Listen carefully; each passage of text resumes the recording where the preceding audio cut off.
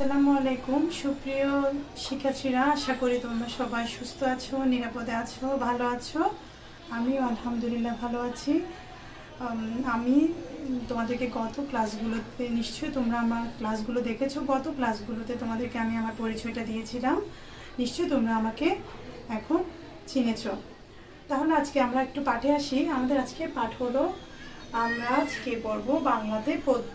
পদ্য কী করবো আমরা? মোদের বাংলা ভাষা। লিখেছেন কবি হলো সুফিয়া কামাল। তাহলে আমরা আমাদের বইটা একটু নিই। তোমরা বইয়ে মোদের বাংলা ভাষা 53 নাম্বার পৃষ্ঠাটা খুলো, আর আমরা মোদের বাংলা ভাষা কবিতাটা একটু পড়ব। মোদের বাংলা ভাষা কে লিখেছে? সুফিয়া কামাল। মোদের দেশের সরল মানুষ, কামার কুমার জেলে চাষা, তাদের তরে সহজ হবে মোদের বাংলা ভাষা। বিদেশ হতে বিজাতীয় নানান কথার ছড়াছড়ি, আর কতকাল দেশের মানুষ থাকবে বলো সহ্য করি। যারা আছেন সামনে আজও গুণী জ্ঞানী মনীষীরা, আমার দেশের সব মানুষের এই বেদন বুঝুন তারা। ভাষার তরে প্রাণ দিল যে কত মায়ের কোলের ছেলে, তাদের রক্ত পিছল পথে এবার যেন মুক্তি মেলে। সহজ সরল বাংলা ভাষা সব মানুষের মিটাক আশা। আমরা এই কবিতাটা পড়েছি, তোমরা নিশ্চয় বুঝতে পেরেছো এই কবিতাটা কি নিয়ে। মূলত এই কবিতাটা হলো আমাদের বাংলা ভাষা নিয়ে। এখন দেখো আমরা এখান থেকে জেনে নিটা এখন আমরা পড়বো। জেনে নিতে কি লিখেছে এক নম্বরে, তোমরা তোমাদের পেজটা খুলো, আমি পড়বো, তোমরাও এটা দেখবে। আমাদের মাতৃভাষা বাংলা সম্বন্ধে এই কবিতাটি লেখা হয়েছে, আমি তোমাদেরকে আগে বলেছি। তারপর দেখো, আমরা বাংলা ভাষায় কথা বলি। আমরা সবাই বাংলা ভাষায় কথা বলি না? জন্মের পরে আমরা মায়ের মুখ থেকে যে ভাষা শুনতে পাই সেটাই হলো আমাদের বাংলা ভাষা। আমাদের বাবা মা, দাদা দাদি, নানা নানি, ঠাকুরদা ঠাকুমা সকলেই বাংলায় কথা বলেন। আমরা সবাই বাংলায় কথা বলি। দেশের সব মানুষই বাংলায় কথা বলে। রাষ্ট্রভাষা বাংলার দাবিতে, এই বাংলা ভাষার দাবিতে 1952 সালে ছাত্রছাত্রীরা মিছিল করেছিল, হরতাল করেছিল। এই বাংলা ভাষার জন্য আমাদের দেশের ছাত্ররা, যুবকেরা কি করেছিল? মিছিল করেছিল 1952 সালে। তখন তাদের উপর পুলিশ গুলি চালায়। যখন তারা মিছিল করেছিল বাংলা ভাষার দাবিতে, যখন তারা মিছিল করেছিল তখন ওদের উপর পুলিশ গুলি চালায়। গুলিতে ছাত্রসহ অনেকে মারা যায়। মাতৃভাষার চেয়ে প্রিয় আর কোনো ভাষা হতে পারে না। বাংলাদেশের সব মানুষের ইচ্ছা, আশা ও আকাঙ্ক্ষা মাতৃভাষাতেই ভালোভাবে প্রকাশ করা যায়। বাংলায় কথা বলার সময় বিদেশি ভাষা ব্যবহার না করা ভালো। 1952 সালে ছাত্ররা যখন মিছিল করেছিল বাংলা ভাষার দাবিতে, ওরা অনেকে শহীদ হয়েছিল। ওদের প্রাণের বিনিময়ে আমরা বাংলা ভাষা পেয়েছি। ওদের প্রাণের ত্যাগেই আমরা বাংলা ভাষায় কথা বলতে পারছি।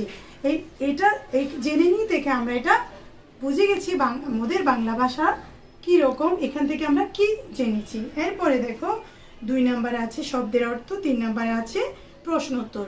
এগুলো তোমাদেরকে আমি পরবর্তী ক্লাসে পড়াবো। এখন দেখো 4 নম্বরে কি লিখেছে? কবিতাটি পড়ে কি বুঝলাম তা সংক্ষেপে লিখি। এটা হলো, এখান থেকে আমরা কবিতাটি পড়ে আমরা যেটা বুঝেছি সেটা হলো জেনে নিই। এখান থেকে তোমরা এটা সংক্ষেপে শিখে নিবে। এরপরে দেখো কবিতার প্রথম 8 লাইন মুখস্থ বলি। আমি তোমাদেরকে কবিতাটি পড়িয়েছি, এখান থেকে তোমরা প্রথম 8 লাইন মুখস্থ শিখে ফেলবে। আমরা যখন জুমে ক্লাস করব তখন তোমাদের কাছ থেকে আমি মোদের বাংলা ভাষা কবিতাটি প্রথম 8 লাইন নিব। এরপরে দেখো কবিতার প্রথম 8 লাইন বই না দেখে ঠিকভাবে লিখবে। তোমরা এটা শেখার পাশাপাশি খাতায় লিখে আমাকে SW পাঠাবে। এরপরে দেখো, আমার প্রিয় মাতৃভাষা নিয়ে 5টি বাক্য লিখি। আমরা এখান থেকে জেনে নিই পড়েছি বা কবিতাটা পড়েছি, তোমরা নিশ্চয় বুঝতে পেরেছো। তোমরা নিজের ভাষা দিয়ে তোমরা 5টি বাক্য লিখবে। এরপরে দেখো, ডান দিক থেকে ঠিক শব্দটি বেছে নিয়ে খালি জায়গায় বসাই। এখানে দেখো শূন্যস্থান পূরণ আছে, এগুলো খালি জায়গায় ডান দিকে যেগুলো শব্দ দেওয়া আছে সেগুলো এখানে এনে আমরা বসাবো। দেখো, লোহা দিয়ে জিনিসপত্র তৈরি করেন কারা? কামাররা। এখানে কি হবে? কামার। এরপরে দেখো, মাটি দিয়ে জিনিসপত্র তৈরি করেন কারা? কুমার। এখানে কি হবে? কুমার। লোহা দিয়ে জিনিসপত্র তৈরি করে কামার, মাটি দিয়ে জিনিসপত্র তৈরি করে কুমার। এরপরে দেখো, যার অনেক জ্ঞান আছে তিনি হলেন জ্ঞানী। এখানে হবে কি? জ্ঞানী। রক্ত দিয়ে পিছল হয়েছে যে পথ তা হলো রক্ত পিছল পথ। এরপরে দেখো, কর্ম অনুশীলন, এগুলো আমরা অনুশীলন করব। এরপরে দেখো কি আছে? কবি পরিচিতি। এরপরে দেখো, আমরা এখন কবি পরিচিতি, তোমরা তোমাদের বইয়ে ধরো 55 পৃষ্ঠাটা দেখো। কবি পরিচিতি। কবি বেগম সুফিয়া কামাল 20 জুন 1911 খ্রিস্টাব্দে বরিশাল জেলায় জন্মগ্রহণ করেন। তিনি কবি ও সমাজসেবী ছিলেন। তার বিখ্যাত কাব্যগ্রন্থের মধ্যে সাজের মায়া, মায়া কানন, ইতল বিতল, স্বনির্বাচিত কবিতা সংকলন ইত্যাদি উল্লেখযোগ্য। 20 নভেম্বর 1999 খ্রিস্টাব্দে তিনি মৃত্যুবরণ করেন। আমরা কবি পরিচিতি জানলাম।